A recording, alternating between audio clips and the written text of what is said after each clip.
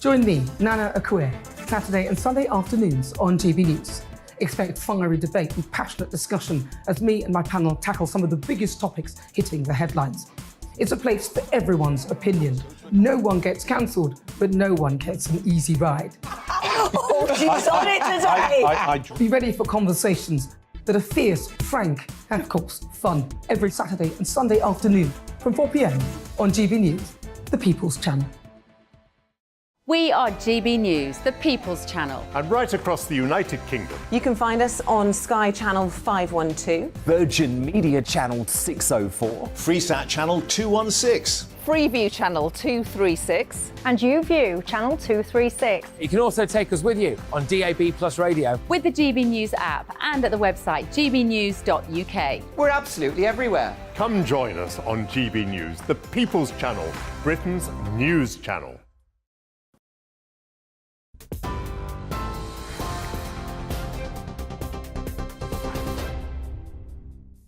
Headliners is on the way, but first here's the latest news with me, Ray Addison.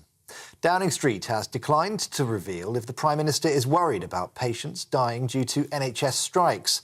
That's after GMB, Unison and Unite unions announced that thousands of ambulance workers and other NHS staff will walk out across England and Wales on the 21st and 28th of this month. They say the government is ignoring workers' pleas for a decent pay rise. However, the Health Secretary says unions' demands are not affordable. Baroness Mone is taking a leave of absence from the House of Lords following allegations that she benefited financially from a COVID PPE deal. It's alleged that Michelle Mone and her children received millions of pounds after she recommended a company to ministers at the height of the COVID-19 pandemic. Baroness Mone has denied those allegations. Stephen Flynn has been elected as the SNP's leader in Westminster. The Aberdeen South MP replaces Ian Blackford with immediate effect. He'll appear at PMQs tomorrow afternoon, questioning Rishi Sunak for the first time. The Health Secretary has told the House of Commons we are seeing an earlier peak in Strep A cases than usual, but there is no new strain. At least 9 children have died from the bacterial infection in the UK since September. The latest is a 5-year-old from Belfast. The government says antibiotics could be given to children at schools affected by Strep A as a preventative measure. Meanwhile, an investigation is being carried out into the death of a 4-year-old child in Ireland to see if it could be linked to Strep A. 7 more cases of diphtheria have been recorded among migrants in England, taking the total for the year to 57. The UK Health Security Agency says they were discovered between November 28th and December 4th. It marks an increase from the previous week when only 5 new cases were diagnosed. Last week, the Immigration Minister told MPs that asylum seekers with diphtheria symptoms would be put into isolation. And in other news, Donald Trump's real estate company has been found guilty on all counts in a New York fraud trial. The former president's organisation carried out a 15-year-long criminal scheme defrauding tax authorities. A judge will now determine the exact amount that the company will be fined. However, it could be as high as £1.3 million. On TV, online and on DAB Plus Radio, this is the People's Channel, GB News. Time now for those headliners.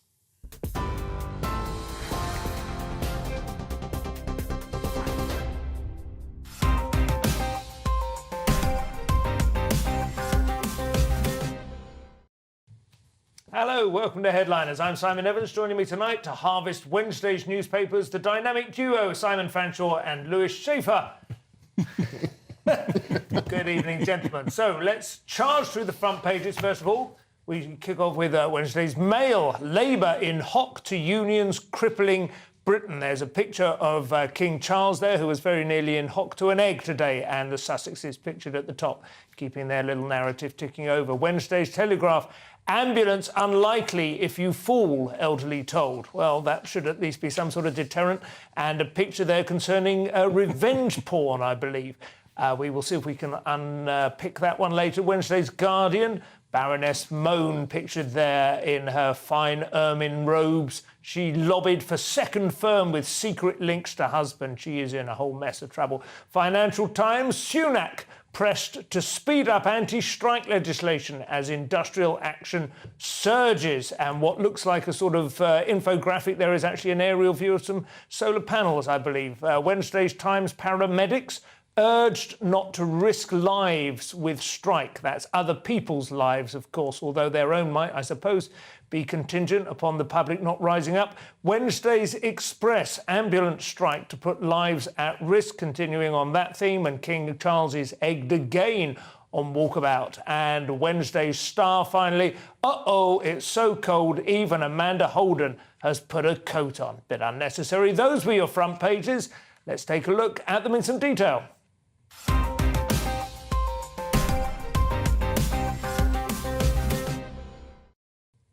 So we begin with The Guardian, Simon, and a rags to robes story that has turned rather sour. Well, this is an amazing story, yes. So Baroness Mone, you will remember, is a member of the House of Lords, and she has a husband, and her husband is called Douglas Barrowman. And she is already known for lobbying pretty hard for government ministers for this company called PPE MedPro. But she claims all the time that she just lobbied on behalf of it and then went away, and everybody says actually it was a bit illegitimate. Now what The Guardian is saying they've discovered is that there's another company called LFI Diagnostics. The significance of this is that she and her husband have both distanced themselves from these two companies and said there's no private benefit. It is alleged now, The Guardian have got a document written by the guy who runs the private office of her husband. Yeah. And The Guardian is alleging that that document shows that, in fact, they personally benefited from the profits that came from these companies. Which would be pretty disgraceful, wouldn't it? Which it would, because, I mean, A, because she didn't declare anything. No. Secondly, just because of the way she behaved. But thirdly, because they keep on saying there's no link. No, and now she has stood down, I believe, and is attempting to sort of use some parliamentary privilege, essentially, a sort of House of Lords. That's right. You say, I won't vote, I won't do this, I won't do the next thing. And but therefore actually, I don't have to answer questions. Answer questions, exactly. No, I mean, it is pretty disgusting. The thing that you could also help me out with on the front page of The Guardian, though, at the bottom, it says, plea to COP15. Yeah. I thought we just had COP27. Yeah, that's going back a bit. So what's happening there? Is that the inner sanctum or something? I don't know. I don't know. I really don't understand. I've made a decision that I'm not going to talk about climate change because I think it's completely irrelevant. It's not important to me because I don't think it exists in a major way that we need to worry about it. We've got other problems, and I think that we're just playing into their hands by actually thinking it's a legitimate. What do you think about the government having allowed a certain amount of corruption? It does seem as if the PPE scandal is rumbling on. It seems to me extraordinary that Johnson went over Partygate, which I did, I'm afraid, still think was quite trivial. But this kind of stuff, this really stinks to me. Well, I think it totally stinks, obviously.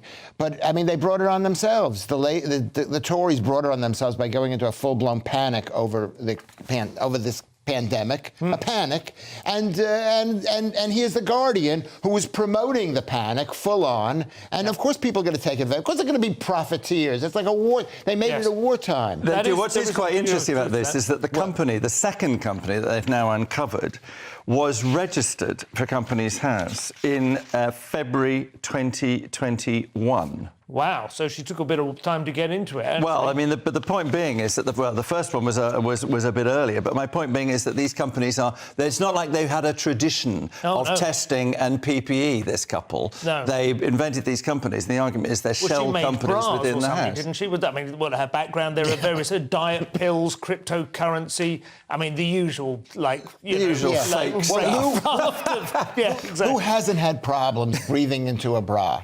Well, I suppose. Well, maybe she thought the shape of that actually PPE mask. There's a certain prophylactic sort of quality to it. I suppose. Do that. Stop things leaking. I know not. It's calming. It's very calming. But Lewis, take us onto the Times front page now. We've got to get through. You got on the Times. Well, this is the Times, and of course you're going to expect this from the Times, which is the Times is focusing on. It's about the paramedics going on strike and not delivering. And I've actually used the paramedics in this country, and I had a fantastic experience, not with, obviously under very bad circumstances. Yeah. And they were amazing. So I'm loath going to use one of your big words. You're loath. I'm loath to badmouth. It's not a big word. It's a. I was going to say, do you think that gives you a kind of literary edge if you say loathe? Yeah, maybe. It's an Englishy thing. Loaves and fishes. I'm with two faux posh guys, the two of you guys. Stick with the conversation here. I'm not faux posh. You're not. I'm posh. Thank you very much. Can we keep focused, please, on the paramedics? You had a good experience when they were working. Do you think that gives them the right to strike and deny that experience? Well, do you want to know something? My feeling about striking is this. It's like what Elon Musk did with the strikers. A woman came into him, and his assistant came in of 12 years, did a fantastic job, and said, you know what, I'd like some more money. I'd like to be paid like an executive. Right. And Elon Musk, if you remember what happened with Elon Musk, he said to her, you know what, you deserve the money. You've been fantastic. You've been with for 12 years. But why don't you take a break of 2 weeks, and then we'll come and I'll see if I can get along without you. And she came back 2 weeks later and said, you know what, I don't need you. And basically fired her. Do you think this is remotely germane to the situation with paramedics and ambulance drivers? Yeah, I think... It seems to me to be rather an extraordinarily, polar opposite sort of case. But the paramedics, no, I don't think it is. You think they should take 2 weeks off and we see if we can manage without ambulances and paramedics? Is that what you're saying? Yeah, I almost believe that. Well, thank you for your contribution, Simon. I think the problem, I feel sorry I feel mixed about this, because I think the problem if you're an ambulance driver or a paramedic or somebody, and it really will matter because people will die.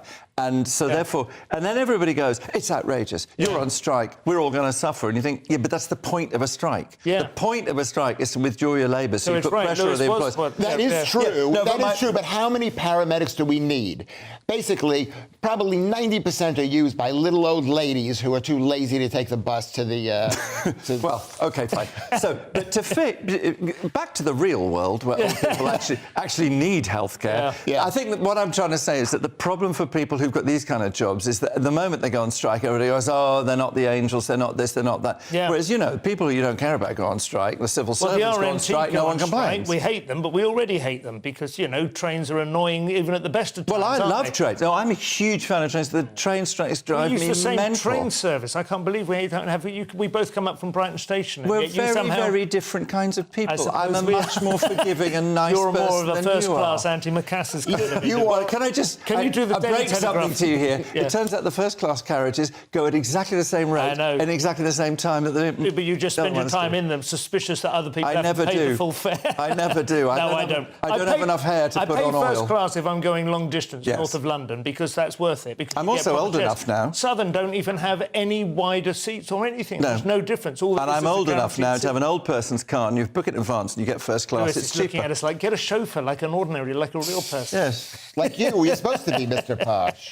I'm loath to let my chauffeur go as well. You know something about ambulance? I know we're moving on. We have to move on. Seriously, I think we spend too much money on the health kiss. OK, thank you for that. Okay. The Daily Telegraph, Simon.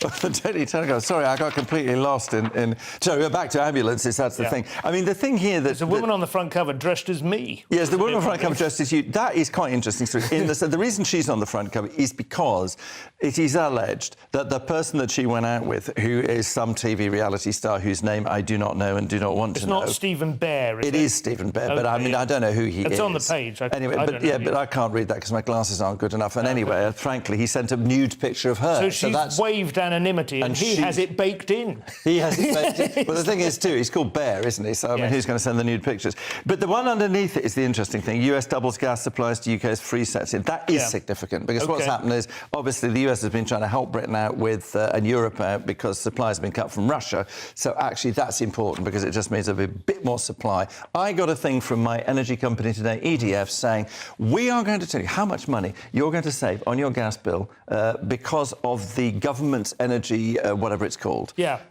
So, do you know, over the year? Yeah. 17 pence. Wow, well done. That's almost as much as we get in residuals when Radio 4 repeat. well, this is one story I think Lewis might be interested in. This is like a column, I think, but it's in the bottom left-hand corner. Did lockdown lower our immunity? This is a conversation I have. People are talking about the kids who've been dying of the throat thing. Strep A. And there's a general suspicion that we may have done. I think I would think there's some truth to that. Well, I think. Do you remember we had that conversation very early on in this thing? And I said the whole thing. I mean, I'll still talk about COVID. I won't talk about climate change, but COVID is exactly the same thing. I know people died. I feel sorry for the people who died. But it's the net damage. Yeah. Net damage is way worse than anything that happened. And they knew this earlier. I agree. My friend Daniel, funny enough, the one we were talking about before in terms of football, is 57. He had COVID for about a week. We went up to the Lake District and he told us he'd got it, but, you know, he wasn't coughing. He said it was weird and it was horrible and he felt really exhausted for a week. Yeah. Like it wasn't like a cold, it was worse than that. I'm not saying this is like an anecdote. What we don't know but is... Yeah, but you don't have the counterfactual. You don't know what would have happened had we not done. And OK, there's absolutely an argument about lockdown against not lockdown, economy versus health and so on and so forth. I think we've thrown young, healthy people under the bus. That's what I'm worried about. Well, I'm more worried about the fact that people are going around restaurants in their homes cleaning everything with bleach, and now actually it turns out everybody's got anaphylactic shock from nuts. When I was a kid, we used to have walnut cake at my birthday. But I don't remember a child dying at my birthday party. I remember growing up with pigs and chickens in the kitchen and nobody had asthma. This is the fact. Lewis, well, you've got the Daily Star, which I can't help feeling is around more like your pay grade. We used to let people with leprosy live with us. Big double kisses, mwah, mwah. Yeah. The bubonic plague. My parents used to go out looking for the bubonic. You make the joke. You followed the bell, didn't you? Bring out your dead. And Lewis comes running after meet a leper, pick him up. I get the Daily Star. Why me? You think I've ever read this in my entire life? Amanda Holden. But you know what? I'm going to start reading it because it has the most important subject on the thing, which is Kirstie Alley. Oh, that is sad. Yeah. And she was like a total love interest of mine when I was back in the day. She was pretty fruity in Cheers, wasn't she? She was absolutely beautiful. Look Who's Talking as well or something like that? She was in, By that point, I didn't watch it. But back in the day, when I was about 15 years old, I thought she was the most beautiful. Which was what? That was Cheers? No, which was like 80s to 90s, 83, 85, No, 15 years old. Like No. I was 15 in 1972. Well, what did you discover her in there? Yeah, Cheers. I don't know. Maybe it wasn't on. When was it on? I think it was when you... In the 20s. Well, we had it in the late 80s, early 90s. Are you calling me a liar? Is that what you're doing? It's a cold open. Yeah, we're telling... She was definitely the two, because Sam had two love interests, didn't he? The other one, Diane, was the first one. Right, which I did not like at all. No, I didn't like find her attractive. You weren't supposed to like her. But she was... she didn't. I didn't dislike her in an enjoyable way either. Oh, okay. Just an irritant. Best one is Cheers had one of the best sitcom lines. Do you remember Norm? Yeah. The big fat guy who sits at the bar, and Sam says to him, "Hey Norm, what are you up to?" And he goes, "On my ideal height, my ideal weight, if I was 11 feet tall." It's the best. That's you, Coach. Well, it's interesting. But you have to know what the build-up was. Yeah, I didn't get it. But the point is, this what makes this page so horrible is that it is Kirstie Alley, and it has exactly a picture of what killed her. Pizza. What, the cold? Oh, pizza. She didn't really die. No, she died of colon cancer. Was she? She died of colon cancer. Wasn't she involved in various kind of like claims and counterclaims about some diet pills and stuff? She got very large, and then she got very... and she went on some pretty crazy fad diets, and then she got involved in a company that was selling fad diets. And then she voted for Trump. Yeah, but she was all over the place. Is that what they say? Because I personally believe that carbs are the cause of all problems. OK, guys, that was a fabulous first quarter. We will go for a break now. Join us in 2 minutes for Meta playing favourites, rioting students, no naughtiness in Indonesia. We'll see you in a moment.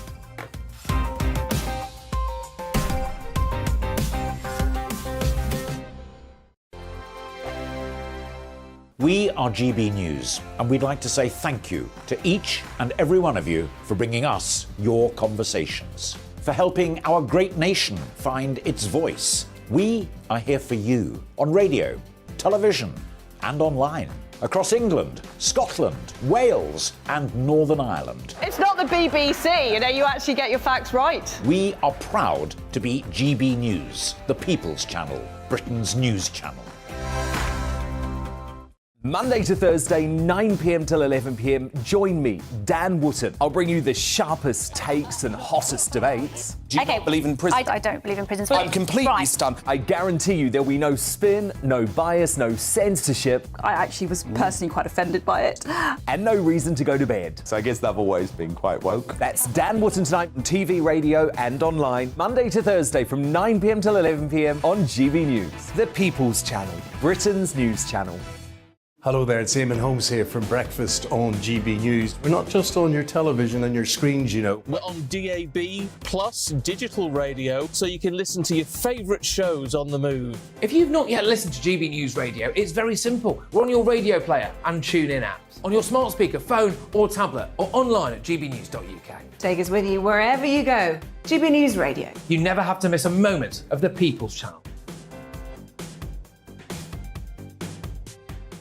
Join me every Sunday at 6 p.m. for Gloria Meets. In exclusive interviews, I'll be finding out who our politicians really are and what they really think. It's something that you would never want anyone to suffer. I didn't know what channels there were. I didn't think I'd be believed. I must have weighed about 7 stone and I'm 5'8". My instincts was to sort of cover this up. I mean, clearly that was a mistake. Join me every Sunday at 6 p.m. on GB News, the People's Channel, Britain's news channel.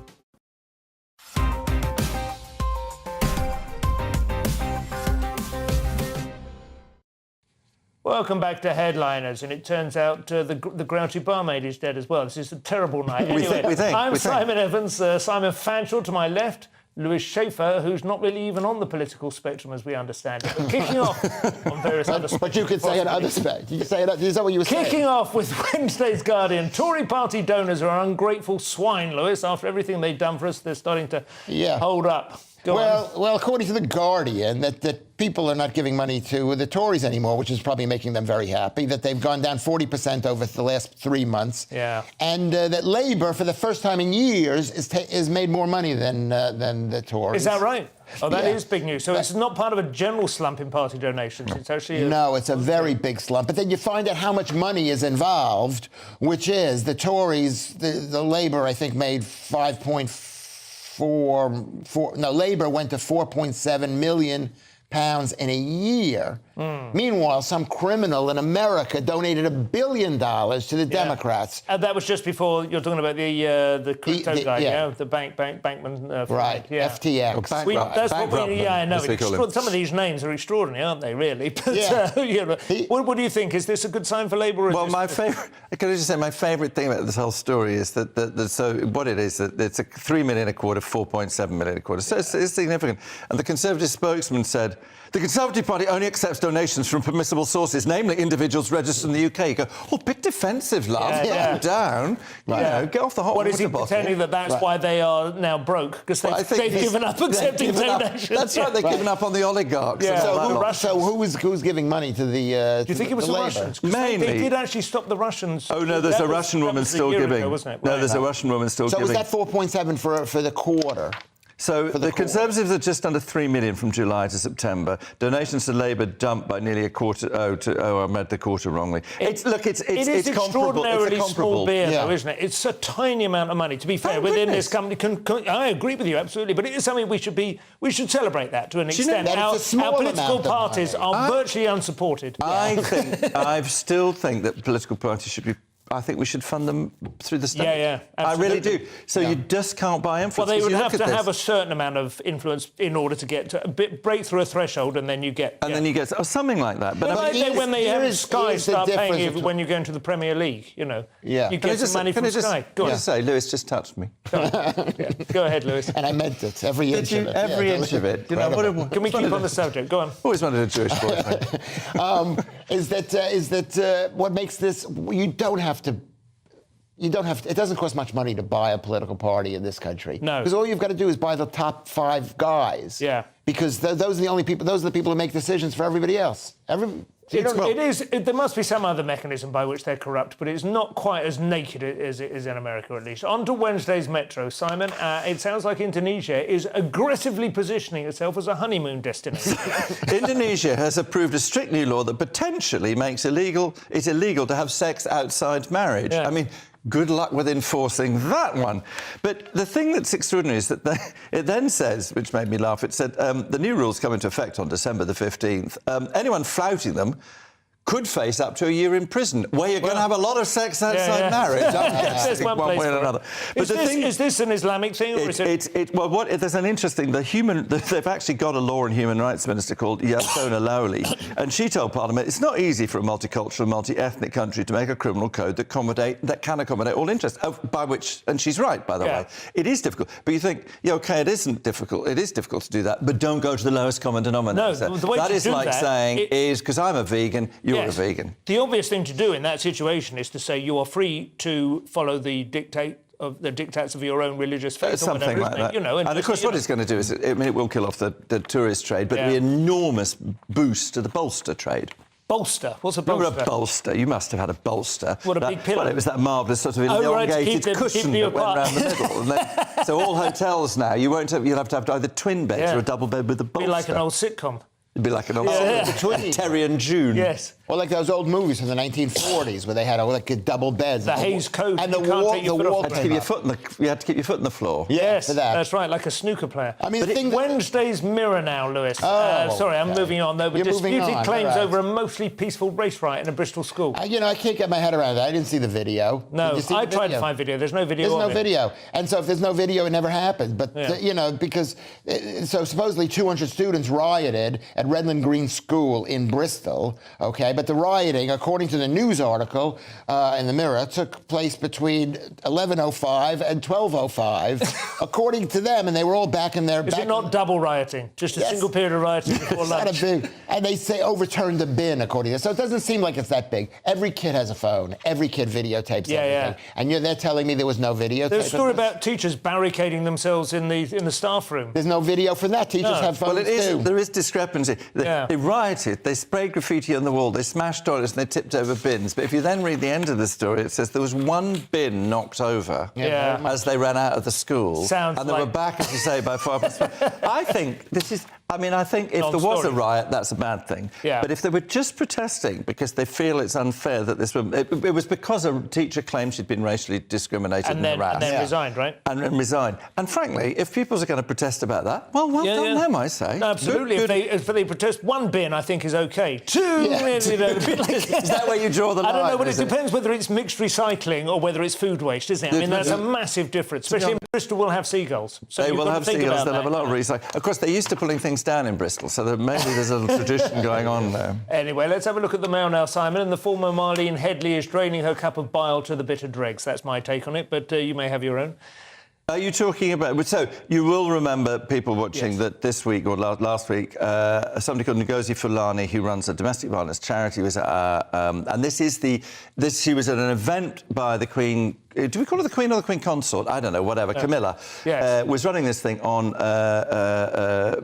raising the temperature around violence against women, which the Queen called a global pandemic. And in fact, I should just say, I was going to wear my orange ribbon today because November the 25th to December the 10th are the 16 days of action globally for the United Nations declared against violence against women. Anyway, this woman... So you'll remember that Lady Susan Hussey...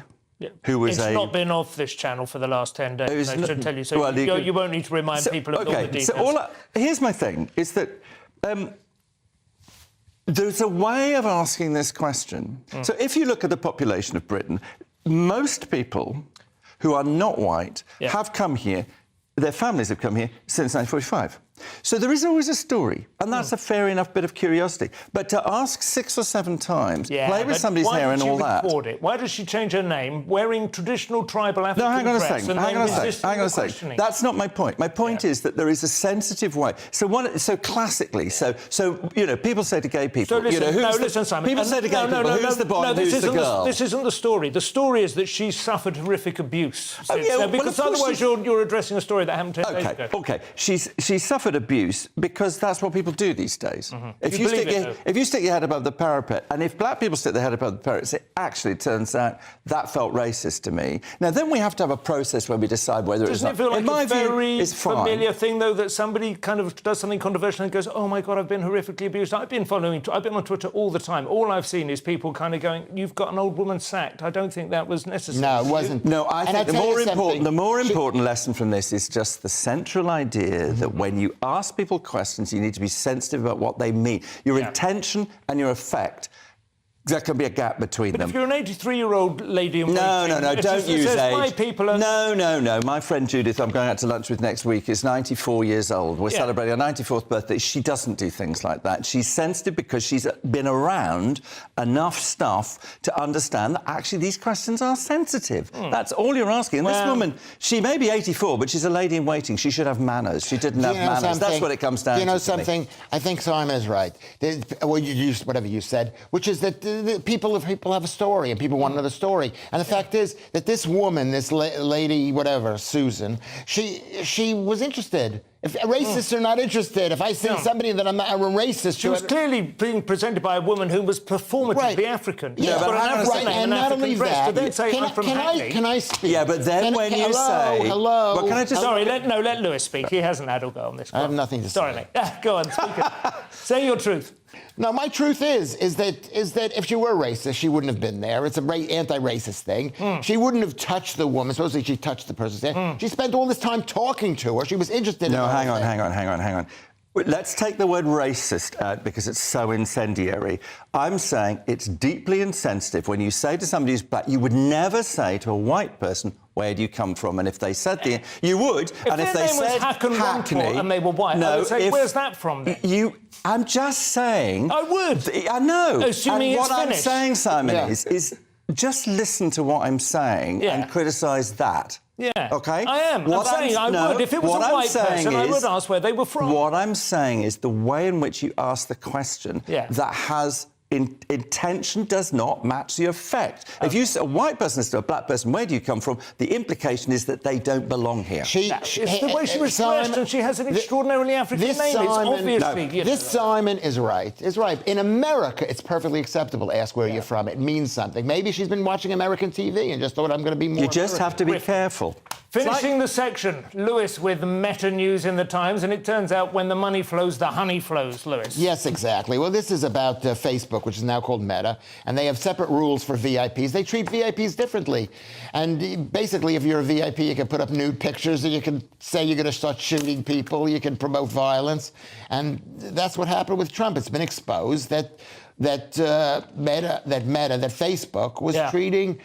There was two classes of people. Now, there's two classes of people, but what examples are there of things that they got away with that they shouldn't have been able to get away with? Well, they mentioned that Neymar they let Neymar post pictures of, which I thought was a girl, but I think he's been accused of some kind of gay thing. I'm not sure. Oh, right. I thought he was accused of rape, and in order to kind of undermine that accusation, which never actually came to the courts, he posted basically a picture of this woman naked and saying, so I thought... the fact is she, is, I don't know, like a hussy is basically... Was it a woman, That's though? wrong, eh? Was it a woman, though? I'm not sure. Oh, really? OK. Because I Googled it, and I'm not exactly sure myself. I Googled it. So that was one thing. And then Trump's thing was when the looting starts, the shooting starts. The shooting starts, which is basically, he's the President of the United States. He's basically telling people we should shoot you, but they never did shoot anybody, which should have. It's a well-known quotation in America.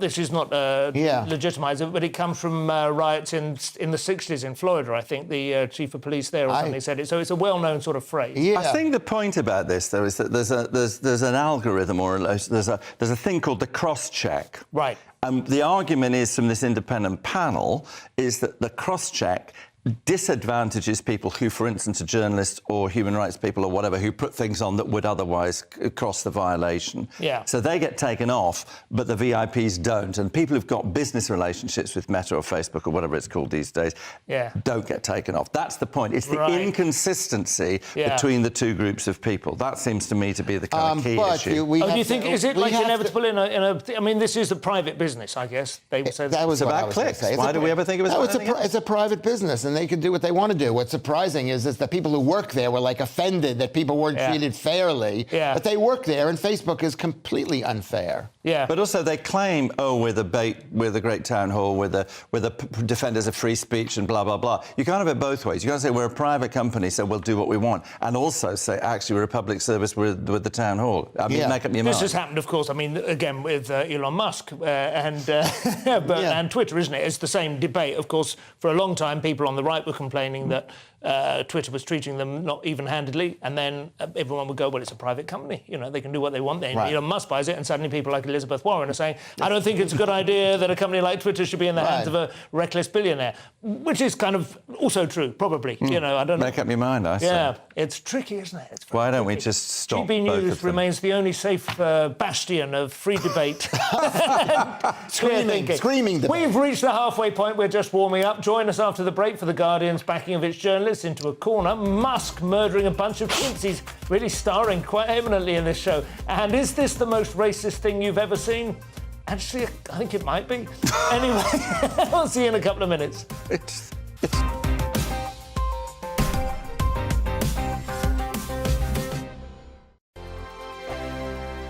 Monday to Thursday nights on GB News. At 6, it's Dubes & Co. 7 o'clock, Farage. At 8, join Mark Stein. And at 9, Dan Wootton Tonight, followed by Headliners. On TV, radio and online. This is GB News. We are GB News, the People's Channel. Why not take us home with you by visiting the GB News shop at gbnews.store. You'll find all the official merchandise, a really good present actually for yourself, your friends or your family. We ship across the UK mainland at no extra cost. GB News, the People's Channel. Here on GB News Live, we'll be keeping you in the picture, finding out what's happening across the country and finding out why it matters to you. We'll have the facts fast with our team of reporters and specialist correspondents. Wherever it's happening, we'll be there from 12 noon on TV, radio and online. GB News, the People's Channel, Britain's news channel. Monday to Thursday on GB News, it's Bev Turner Today from 10 a.m. We're going to be here for you, our GB News family, to keep you up to date, but also make you smile. The guy went from puberty to adultery. And I can't wait to bring a few of my own opinions. I have no time for cultural totalitarianism. We'll engage in passionate, but always polite debate, with your thoughts and opinions at the centre of it all. Only on GB News, the People's Channel, Britain's news channel. Hi there, it's Stephen and Anne. At breakfast from 6 a.m, you'll always be caught up with everything you need to know, the latest headlines, opinions and debates. We'll bring you the good news and the bad, but most of all, we're here for you. Remember, send in your views and let us know what you would like us to talk about. That's because we're your news channel. And every morning at 6 a.m, it's breakfast on GB News.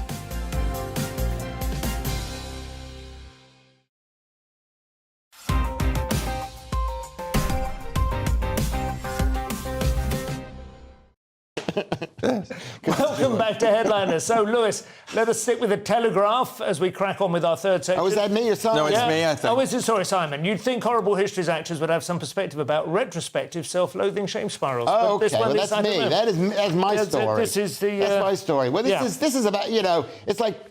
This has nothing to do with today. It's 2009 to 2014. There was a program on TV called Horrible Histories. Horrible Histories, and we this have guy, that picture again. Who was one of the writers? Is this the guy who was one of the actors? And they said that they used to spray tan. They used to spray tan like really white people, and to make them look Egyptian. Extraordinary, yeah. Extraordinary. Who would think that they put a makeup on actors? Who would think that they'd make other actors? And so the guy's appearing in front of the Oxford Union, and says that that's a bad thing. Well, to be fair, he says the ideas are worthy of consideration. I mean, it's one of those tricky subjects, isn't it? I mean. What I find bizarre is that when you do something like the Horrible Histories, which is a bunch of sketches, really, kind of just invented. I mean, why did you need to spray paint? I mean, you just pretend to be Egyptian and put on that hat that you just walk saw. like an Egyptian. Just, like in the hello, thank you very much. But, you know, it always amazes me, this thing with theatres, when people go and they go, well, I mean, you know, if he'd been black and she'd been white, they couldn't possibly have had a white child. And you go, it's theatre. When you went to see Henry V, were they actually horses? Well, it's an interesting thing. Across the I don't know. No, horses you don't know. But there are certain ways that certain things are coded, and you see them in a certain way, and you register them, and you think, I'll tell you what's there's a really interesting example at the moment. It's just, if you're in London, you can go and see it at the West End, but if you're not, sorry, because it's in London. But there's a play called Best of Enemies, and it's about Gore Vidal and William F. Buckley. Oh, yes. Oh, yeah. Hello. William F. Buckley and Gore Vidal, should I say, on the famous 1968 thing. And it's a really amazing play. William F. Buckley, famous conservative, is played by David Harewood, a very well-known black actor. Oh, is it? OK. What's interesting about it is you watch it, and it's peculiar for about 3 or 4 minutes. Yeah. He's a wonderful actor, so that has something to do with it. But the way it's written and the fact that it just stops being interesting and important. It's just him. And the point it's the first time I've ever seen the that point happen. is, can I tell you something? You're wrong. Yes, you can have, it's acting, but you try to make it as realistic looking as possible. Wow. And you know, yes, No, you do. don't. You know what? Stop talking. No, but do let him speak. You are genuinely interrupting him an awful lot. I am starting to notice it myself. What, am I interrupting him? I'm not interrupting. Go ahead. Going on and on. He's just happy to be out of brightness. Somebody to speak to. Speak your line. Go on. Is that it's like Omar Sharif, who was Egyptian. He was put in made to look white to be a Russian in Dr. Zhivago. Yeah. Exactly. So we're going to go and say that that's unacceptable. Yeah. I thought it was weird, that casting. It could be a bit weird, but that worked because he looked Russian. The funny thing is, some things become mythical. Like Henry V, funnily enough, you can not only play black, you can play it as a woman now. I mean, there are all kinds of like performances. You could do it in all kinds of ways. You could conceivably take any Greek tragedy or Shakespearean or even possibly like the archetypes of George Bernard Shaw and so on. Things that are a little bit more difficult, I think, for instance, when we had David Copperfield, which was brilliant. Dev Patel played the part perfectly, but there was that opening scene where one of the aunts comes along absolutely convinced that her new child, her niece or nephew is going to be a daughter and storms off in disgust when he's born as a boy. Yeah. It doesn't seem to have noticed he's also been born as an Indian, which you can't help thinking would have been more newsworthy in Victorian England. I think it's changing. I think there's not a single rule. I think it's about whether it works in terms of the actor and the story. Yeah. And if it disturbs the story, because there are moments when it doesn't. But the first time I saw David Harewood doing this, and I've seen it twice now, I was amazed by the fact that it doesn't distort the story, which is to go and see it. Talking of it, was roughly in the same territory here, funnily enough. Wednesday's Telegraph, we're going back to the one we thought we were about to do then. And this is right in your wheelhouse, Simon, an atmosphere of fear. Clumsy phrase, though, that is. I can't help thinking. So there was a journalist called Hadley Freeman. She wrote for The Guardian for 20 years, and she said for 15 years it was a fantastic marriage, and then she thought that her partner was becoming a conspiracy theorist, was sort of her line on it. Right. Essentially what happened was this, that she wrote this column, she wrote a column for years and years and years, and she wanted to write about feminism. She wanted to write about the questions around gender, which is so common at the moment. She wanted to interview J.K. Rowling. She wanted to interview Martina Navratilova. She wanted to interview Maya Forstater, who ran the case. She wanted to interview Alison Bailey. She was told by The Guardian she couldn't interview any of those people, and that those stories were too controversial. They were best written by the health writers, all of whom are men, by the way. She was also not allowed to follow up the investigation that the Telegraph started into mermaids. And eventually she got to the stage where she thought, actually, I'm leaving. So she's gone to the Sunday Times. I think the thing that distresses me about this all the way through this debate, and, I'm somebody who started Stonewall, and the way we managed to do what we did, I was there at the beginning, other people took it on, was debating, discussing, finding common ground with people about stuff which would make life decent and easy for gay people. Yeah. What I don't understand is the no debate culture. I don't understand this idea that The Guardian will simply say, no, we're clamping down on it. I just think it's authoritarian, and I think it's hideous. It happens on the right and it happens on the left, and those of us in the centre are just being marginalised by it. Happened to your friend Suzanne as well. Suzanne Moore, yes, she also left as well. But I just find this notion that you don't discuss stuff with people you don't agree with. I find that totally bizarre. Lewis? It's The Guardian. What do you expect from The Guardian? The Guardian is not a newspaper. It's a political propaganda vehicle for wokeism. So didn't used to be, though. Didn't used to be. It didn't used to be. It was a solid left-wing paper with a very, profoundly important history in the development of left-wing ideas. And to be fair, the first story we talked about tonight is a solid bit of journalistic investigation. Yeah, but it's not that it's not capable of it. It's anti-Tory. No, I think it's anti-corruption. Well, being anti-Tory is fine, because if Hadley Freeman was trying to write about the trans issue from the perspective of does this infringe on women's rights, and which is what she was trying to do, The Guardian should be solidly behind her. I mean, that should be absolutely... If anything, the proposition that trans is an attempt by men to shut down women, which is, one of the arguments, that kind of feels like it's... like it's a right wing, you know, you know what I mean? It's like an entrenched, it's like the patriarchy trying to reassert itself through the back door. But the Guardian has taken on the cause of the trans community. So that's the rules. The rules is, what does the Guardian believe? The Guardian believes that women should be quiet about the trans issue.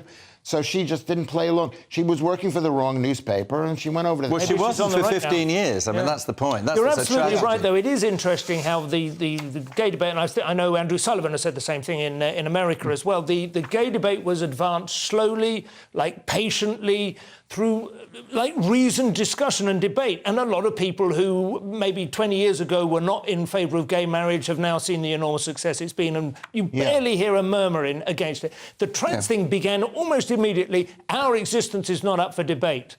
One figure for you. 2016, the question was asked in the British Attitude Survey, do you think people should be able to change the sex on their birth certificate? Right. 52% of people said yes. Right. 2022, same question, 39% of people said yes, and the number of people who said no went up by 70%. That is not, on any level, a successful campaign. That's a very interesting observation. Over to the Times now, Simon. This one threatens to put the Tobacco Master Settlement Agreement into perspective. The which? Well, that was the world's most expensive class action lawsuit in which the tobacco industry ended up paying about $200 billion to doctors and so on who for their time and effort curing lung cancer. Well, this is... Oh, that's fantastic. Yeah. You see, did you write that down? I don't know. There's going to be a test at the end. No, I wasn't even... I was listening to it. I didn't really understand it. Dogs barking outside the window. But I was like, I'm always impressed with Simon's intelligence. I had to look it up. I remembered it was expensive, but I wouldn't have had the term on the top. Go on, anyway, go ahead. The thing that will pale the what's it, PICO agreement... The master is already gone, is basically Poland is claiming that it wants 1.3 trillion euros from Germany as reparations. And then you read through it and you go, well, actually, Germany said they'd... I mean, one of my favourite things is that the German government declared that they regarded the matter closed. And you thought, it's not like that old showbiz joke, isn't it? Knock, knock, who's there? Adolf who? Do you know what I mean? It doesn't work like that, the war. But anyway, you read through this story and you think, hang on, motivation and timing, what's going on now? And then you turn to further down the story and you find Donald Tusk, a man to be trusted, I would say, was once the Polish Prime Minister, made the point that actually this is part of... There's an election coming up. And this is the Law and Justice Party, and there's two things going on here. One is they want an outside enemy. They want an anti-German enemy, and the other thing they want to do is enable themselves to distance from Germany in relation to NATO and the EU and Ukraine. And, you know, it's just electioneering. And I would say also, just before I bring Lewis in, I feel personally that Poland has a fairly ignoble history in the last 20 years or so, especially, of trying to distance itself from its own activities and behaviour during the war, which was far from acceptable, frankly. There are a lot of Jews in this country who still regard Poland as very dubious. Its, you know, there was not an enormous amount of resistance, was there? Well, the other side of it is that the Germans actually gave massive amounts of money, and they gave massive money to Jews who had been killed in Poland. So whatever they ask for is too much money because the money's already been given to the people that died, and and the other thing is if I was a Pole, I'd be very nice to the Germans because the Poles, right? On not a good history, is it? Not a good history. You don't want to make an enemy of the Germans, and on the other side of the Russians. So, especially not after the last 12 months. You know, No, I would tend to agree. But yes, let's file that under cynical wool gathering. Wednesday's Guardian, Lewis. Factory farming meets factory farmer. Well, this is saying. Factory farming. Animals are being killed for pharmaceutical rather than industrial farming. You switched off again, didn't you? I don't know. You just glaze over. Too clever for me. I fought for a few minutes with you guys. You're just yapping. It's Elon Tusk. Go on. No, Elon Musk. Elon Musk is one of his other projects. Is got this company called Neuralink, which is about putting implants in the body, which I think lots of other companies have done before. And there's a big cause celeb because They've killed 1,500 animals. Now, just to be clear, these implants, the idea is that they will restore the connection between the brain and certain limbs that don't work anymore due to nerve damage, that kind of thing, right? Yeah, I think it'll, and not to the limbs. I'm not sure to the limbs. I think so. I think once you get one of these things, your arm starts working again, depending on what was causing it to become paralysed. I was thinking more like it could attach just maybe some sort of prosthetic device which could move. Oh, is it that? Okay, maybe it's that then. That's what I was thinking. I didn't read the article. No. But, but that just made sense to me. I did read it.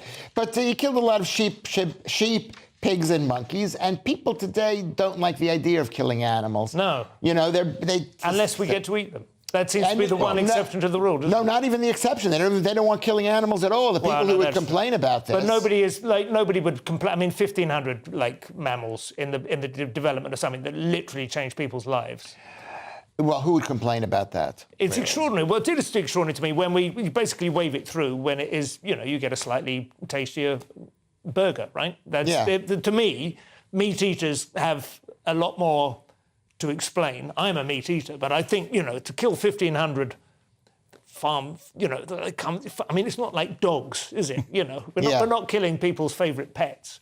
I think I have the same rule about this as I do about eating meat, and I eat meat, so I have to accept. So I think the only thing I would say is that I try to eat meat that I find out has been slaughtered. Had a nice life.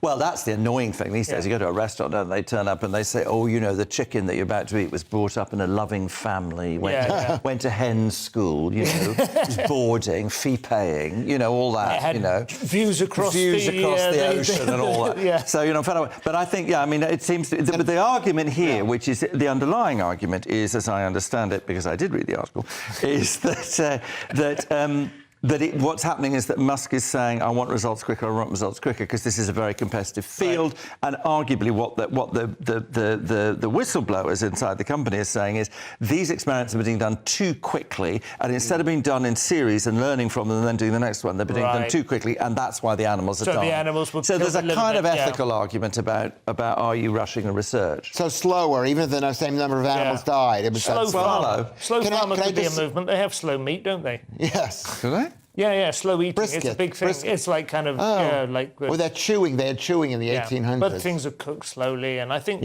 slaughter happens slowly as well. I'm not sure. Well, it was interesting. Stop talking. I've got so little things to say. When I want to say something, let me say it. Go ahead. Is that when you said about how you go to a restaurant and they talk about the provenance of the chicken and how the chicken had lived, they don't do that at KFC. Well, it's in the name, Kentucky. Yeah. Kentucky. And Colonel These chicken were trampled underfoot by Secretariat. And a little break now. In 2 minutes, we'll have Papua New Guinea's New Guineans, why you should never take a pink chair to church, and why scientifically this is one of the great Christmas movies. Oh. I guess. See you in a couple of minutes.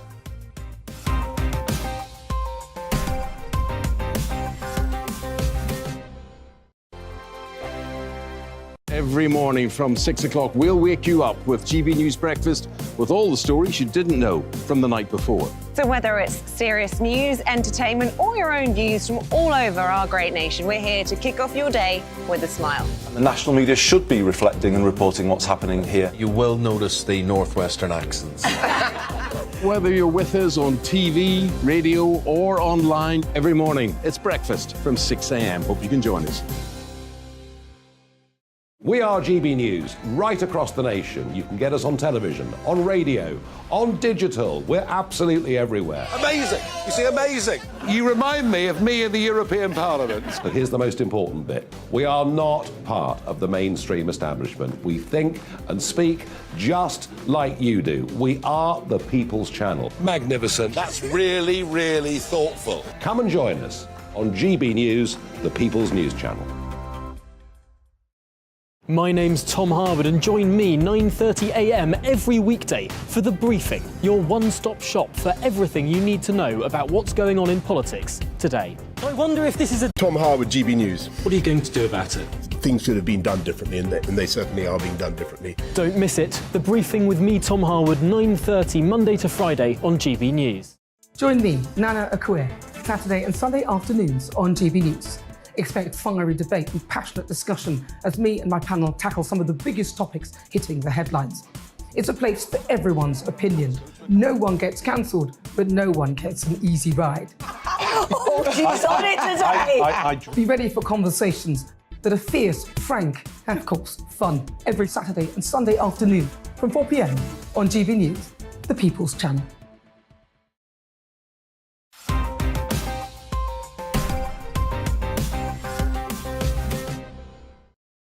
Welcome back to the final part of Headliners. We find we've overrun slightly with the previous section. Fascinating discussions throughout, though, of course, so we're going to drop that story about the Christmas films, which was not terribly interesting anyway, and crack on with Papua New Guinea's population explosion. They've doubled overnight. Oh, they're dying to hear about this now.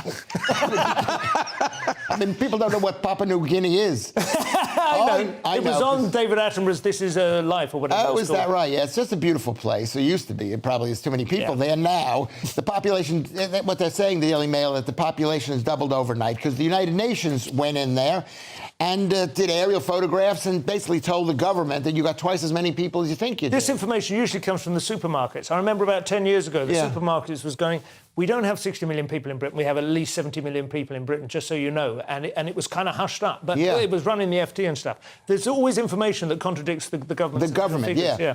But the most interesting thing about this is that the actual Prime Minister, instead of saying, holy cow, we got more people, thank God, he's saying this is bad. It means we've got fewer doctors per resident, which is an embarrassment. They must have already known that people were... but that's what I love about that, is suddenly, because the figures changed, no, they've always not been able to see a doctor. Because there's always been that number. The other one, which I love... quite the same culture of expecting to see a GP. The average salary has been slashed by half. Well, if you're poor, I think you knew that. I think part of it is it's possibly a PR stunt because they get significant financial aid from Australia. And they do, which is where they're near. So you're saying the guy's pretending not to be happy about it, but he's like really rubbing his hands. I love Papua New Guinea. Somebody I know used to... I'd rather give them my money than Indonesia now. Well, somebody used to collect... somebody I know, wonderful theatre director, used to collect penis gourds from Papua New Guinea. They're fabulous things you can collect. Yeah, they are shrunken marvellous. heads. Why not go the full way? Moving to the Times, Simon, and it turns out universal language is not love or Esperanto. It's actually mother-clucking swearing. Mother-clucking swearing. What they did was, these people, what their argument is that the great aggressive K's and C's and T's are the words that are aggressive. They give you that sort of big thing. And what they did was quite interesting. They took native speakers of Hebrew, Hungarian, Russian, Hindi, Korean. They found swear words in those languages and they asked people to identify whether or not they were swear words, but some of them were, some of them weren't. Right. And people still identified words that in Britain meant S F B and one which is D +7, and I did which is Richard, the #1 teacher. Oh, OK, very good. There you go. Nicely done. Just a little anecdote was... It's exceptionally good in Scouse, that one, isn't it? Yeah. But the best one, the one I know about, this has made me laugh, is that there's an argument that L and N and M soften these words. Yeah. And you may remember the film star Diana Dawes. Yeah. She was, in fact, born Diana Mary Fluck. Wow, she did well to escape that. Once introduced by a vicar as Diana Clunt. What do you think about that kind of phonetic implication, Lewis? I mean, you're a pretty good swearer. Well, I think maybe that's why the best curses are Yiddish curses, because they got the chum, the thing. I always think they're good, like the Arabic ones where it sounded like you're coughing up a bit of phlegm. Anyway, let's get on to the Tetris murders. That's our last story of the evening. Tetris is a video game. There was a scientist called Vladimir Pokhilko. There was another guy called Pajitnov. Pajitnov invented this idea. Pokhilko saw the potential as a video game. Yeah. They started this company. The Russians sat on it, took it back, but when they got back from the restrictions... But the point is, they found a murder scene in which a mother and a child were dead, and then he was dead, having nearly sawed his own head off, and they said, oh, it's a murder-suicide. Not only that, 2 different hammers used to kill the children, a note that was written in the third person and also referred to the devil. He wasn't religious. Unbelievable. We have to get off here. It's extraordinary that it's taken over 20 years to come out. That's it for Wednesday's papers. Thanks for sticking around to the end of the night. I've been Simon Evans. Thank you to my lively colleagues, Simon Fanshawe and Lewis Schaefer. Tomorrow, Andrew Doyle takes over. It's got Josh Howie and Leo Kirst. Thank you very much. Good night.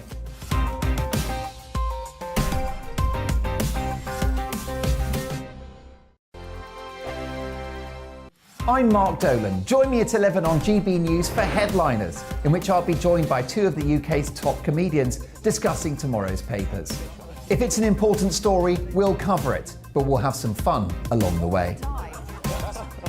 Headliners, the late night paper review that won't send you to sleep like the others will. 7 nights a week at 11 p.m. on GB News.